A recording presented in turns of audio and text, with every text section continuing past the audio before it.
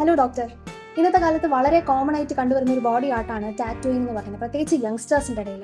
അപ്പോൾ ഈ ടാറ്റു അടിച്ചാൽ അത് ക്യാൻസർ ഉണ്ടാക്കും. ഇത് വളരെ ഒരു കോൺട്രവേഴ്സ്യൽ ആയിട്ടുള്ള ഒരു ടോപ്പിക്കാണ്. ഈ ടാറ്റു എന്ന് പറയുന്നതിനകത്ത് കുറേ കളർ പിഗ്മെന്റ്സും ഉണ്ട്, ഒരു കാരിയർ ആയിട്ടുള്ള ലിക്വിഡ്സും ഉണ്ട്. ഇതിനകത്ത് അടങ്ങിയിരിക്കുന്ന കെമിക്കലാണ് ഇത് ആക്ച്വലി ക്യാൻസർ റിസ്ക് എല്ലാം ഡിറ്റർമിൻ ചെയ്യുന്നത്. ഈ കെമിക്കൽസ് തന്നെ പലതരത്തിലുള്ള കെമിക്കൽസ് ഉണ്ട്. നമുക്കൊരു international agency on cancer research ഉണ്ട്. ഈ IARC എന്ന് പറഞ്ഞുള്ള ഈ ഏജൻസിയാണ് ഓരോ കെമിക്കലും അത് ക്യാൻസർ ഉണ്ടാക്കാൻ സാധ്യതയുള്ളതാണോ, സാധ്യത ഉണ്ടെങ്കിൽ തന്നെ എത്രമാത്രം സാധ്യതയുണ്ട് എന്നെല്ലാം തീരുമാനിക്കുന്നത് ഈ ഏജൻസിയുടെ പഠനങ്ങൾ വെച്ചിട്ടാണ്.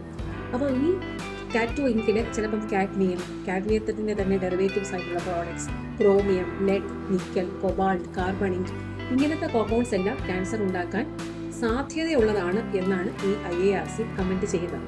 ഇത് എന്ന് പറഞ്ഞാൽ നമ്മൾ ഈ ടാറ്റു ഇങ്ക് സ്കിന്നിലേക്ക് കൊടുക്കുമ്പോൾ ഈ സ്കിന്നിൽ നിന്നുള്ള ഈ പിഗ്മെന്റ്സ് നമ്മുടെ ബോഡിയിൽ തന്നെയുള്ള ഒരു ലിംഫാറ്റിക് സിസ്റ്റം ഉണ്ട്. ലിംഫാറ്റിക് സിസ്റ്റം എന്ന് പറഞ്ഞാൽ ഈ ലിംഫാറ്റിക് ചാനൽസും ലിംഫ് നോഡ്സും എല്ലാം അടങ്ങിയ ഒരു സിസ്റ്റമാണ് ഈ ലിംഫാറ്റിക് സിസ്റ്റം.